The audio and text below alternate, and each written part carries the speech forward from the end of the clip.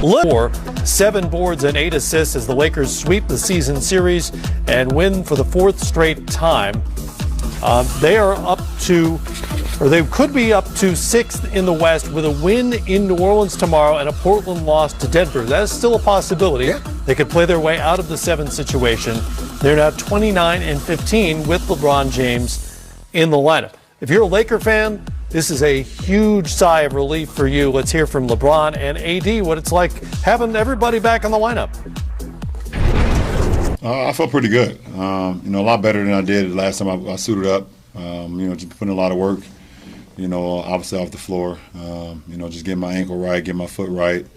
But I felt pretty good, going into the game.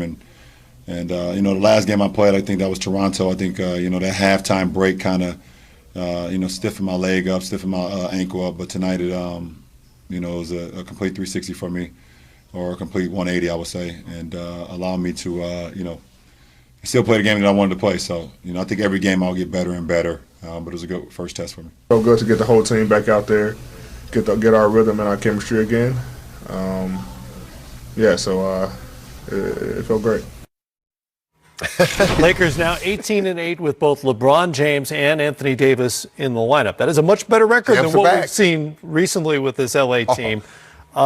If not only the two of them, but Dennis Schroeder, who came back today as well, if they're all back for the Lakers, your concern level falls to where? 0. Okay. Look, if he's healthy, the way he played today, he looked like the old LeBron. And the thing that I love, you saw with a little over 2 minutes to go in the game, that he took that 3-point shot. And this is till he's back. Look how he's flying right there. Not only is he back, but his confidence is still there. And he understands when they start playing defense and with that size, with Drummond and Marc Gasol, who's rebirth, man, they are deep, they're big, they're athletic, and they are going to be tough to deal with. Without LeBron, and particularly without LeBron and Anthony Davis, the problems were really on the offensive end where they just weren't very good. Yeah. Without a point guard running things.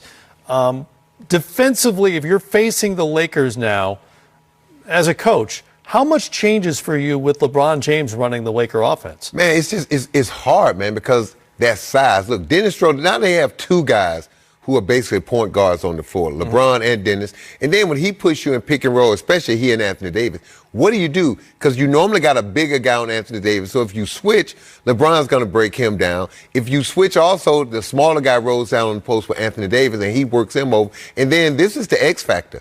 What do you do when the shot goes up with Andre Drummond? Right. He leads the league in rebounding and offensive rebound. So he's going to be a terror. And go back and remember, Anthony Davis plays his best basketball when he's playing with a center. Not when he's playing the center position, but when he's playing the center. And everybody's saying, oh, Andre Drummond takes up space and all this stuff. It doesn't matter. Andre Drummond on the floor with Anthony Davis makes him a better player because it takes all the physicality and the physical things that Anthony Davis needs to do and puts it on Andre Drummond's shoulders, and now Anthony Davis can play free. So you're all in on Andre Drummond. Absolutely. Big minutes for the postseason, regardless of matchup. No. If you go back last year when they won the championship when they played Houston, Dwight Howard, JaVale McGee didn't play much. Right? But they played against Denver. Look how big they were in that series against Denver. The thing about the Lakers are, if they play Portland or somebody like that when they go small, that's when you want to play Anthony Davis at the 5. Yeah. That's why you got Montrezl Harrell and those guys. But when you play Denver, that's when you're going to need that size. When you play the Clippers, you're going to need that size. And Andre Drummond's going to be a load because now, when he's on the court, who do you put on Anthony Davis? Yeah, that's interesting. Denver's an interesting case to me because Jokic can play inside or outside, and do you want do you want Drummond that far out? You have 14 fouls between Marc Gasol and Drummond. Just think of it that way. Oh, and by the way, just think of it from that standpoint. Yeah, they're going to work the Joker over. They're going to make him work, but they got 14 fouls to throw at him. You may also want him guarding Drummond in the post occasionally. Well, you want him boxing Drummond out, so you want Drummond physically going to the offensive back, make him physically work. All right, I mentioned the standings a moment ago. Here's the way things look in the Western Conference for the moment.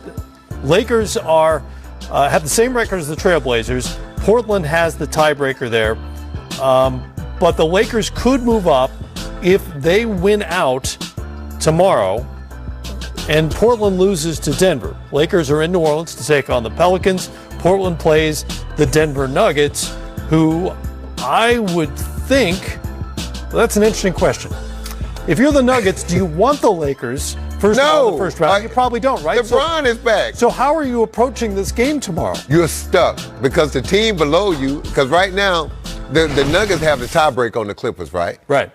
The Clippers are not going to win that game tomorrow. You think the Clippers going to win their last game knowing that if they do, they're going to be sitting there with a strong possibility to play the Lakers in the first round? Right. No.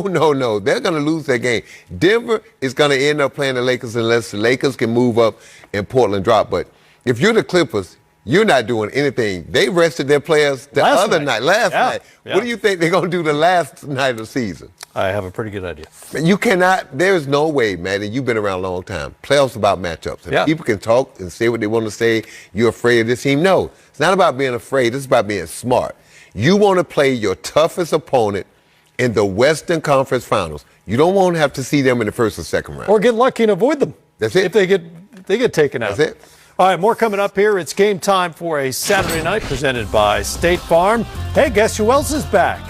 The Nets' big three on